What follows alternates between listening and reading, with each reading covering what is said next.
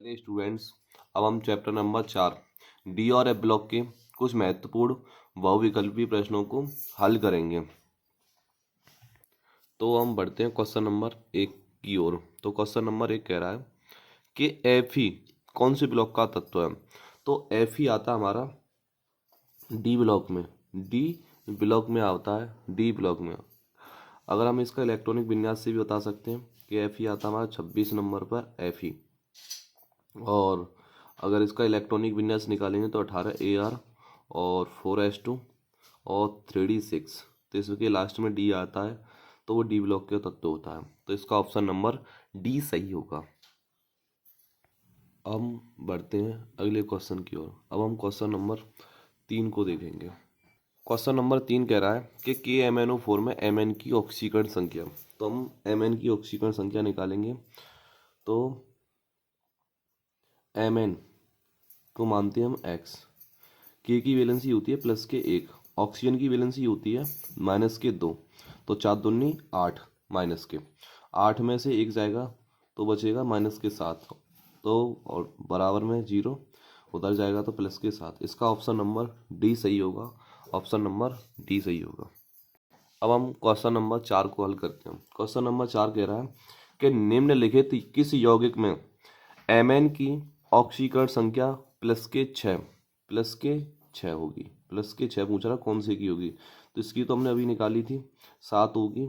अगर इसकी देखते हैं तो 2 दूनी 4, इसकी भी 6 नहीं होगी, इसकी भी नहीं होगी होगा। और ऑप्शन नंबर बी की ऑक्सीकरण संख्या 6 होगी। Mn को x, के की वैलेंसी 1, तो गुणा 2 से करेंगे तो 2। ऑक्सीजन की वैलेंसी होती है माइनस के 2, गुणा करेंगे 4 से, 7 दूनी 8, 8 में से 2 जाएंगे तो 6। तो ऑप्शन नंबर बी सही होगा। Option number B. अब हम बढ़ते हैं नेक्स्ट क्वेश्चन की ओर। क्वेश्चन नंबर 5 को देखते हैं। ऐसा संकरण तत्व जिसमें परिवर्तनीय ऑक्सीकरण अवस्थाएं नहीं पाई जाती। यानी क्वेश्चन कह रहा है कि ऐसा कौन सा तत्व है जिसमें ऑक्सीकरण अवस्थाएं बदलती नहीं है। तो स्कैंडियम एक ऐसा तत्व है जो जिसकी वैलेंसी हमेशा फिक्स रहती है, जिसकी ऑक्सीकरण अवस्था हमेशा फिक्स रहती है। टाइटेनियम भी बदलता रहता है, वैलेडियम भी बदलता है, क्रोमियम भी बदलता है। तो 5 का ऑप्शन नंबर ए सही होगा। अब हम बढ़ते हैं नेक्स्ट क्वेश्चन की ओर। अब क्वेश्चन नंबर 9 को देखेंगे। क्वेश्चन नंबर 9 कह रहा है कि संक्रमण धातु जो परवर्ती ऑक्सीकरण अवस्था प्रदर्शित नहीं करती वह है टाइटेनियम। टाइटेनियम बदलता है, वैलेडियम भी बदलता है और Fe यानी आयरन भी बदलता है। एक स्कैंडियम और एक जिंक, ये दोनों ऑक्सीकरण अवस्थाएं बदलते नहीं हैं। ये दोनों की वे ऑक्सीकरण अवस्थाएं फिक्स होती है। तो इसका ऑप्शन नंबर डी सही होगा। ऑप्शन नंबर डी सही होगा। अब हम क्वेश्चन नंबर 11 को देखते हैं। क्वेश्चन नंबर 11 कह रहा है कि रंगीन आयनों का निर्माण निम्न की उपस्थिति के कारण होता है।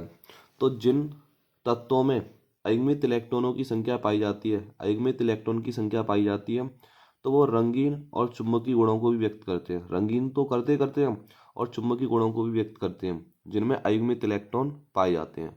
तो 11 का ऑप्शन नंबर बी सही होगा। अब हम बढ़ते हैं नेक्स्ट क्वेश्चन की ओर।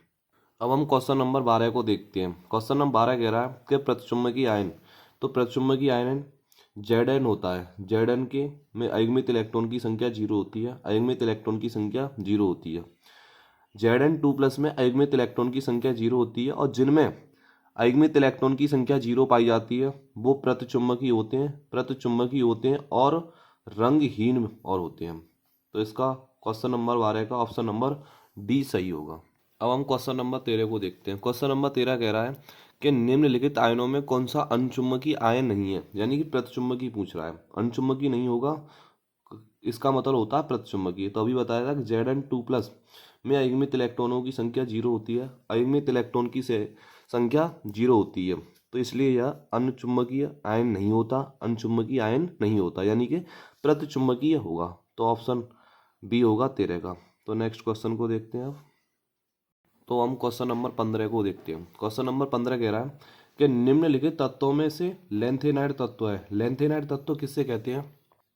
तो एफ ब्लॉक के तत्वों को एफ ब्लॉक के तत्वों को हम लेंथेनाइड तत्व कहते हैं और सबसे पहला ही तत्व है हमारा सीजियम। तो 15 का ऑप्शन नंबर बी होगा, जो कि एक लेंथेनाइड तत्व या एक एफ ब्लॉक का तत्व है। हम बढ़ते हैं नेक्स्ट क्वेश्चन की ओर।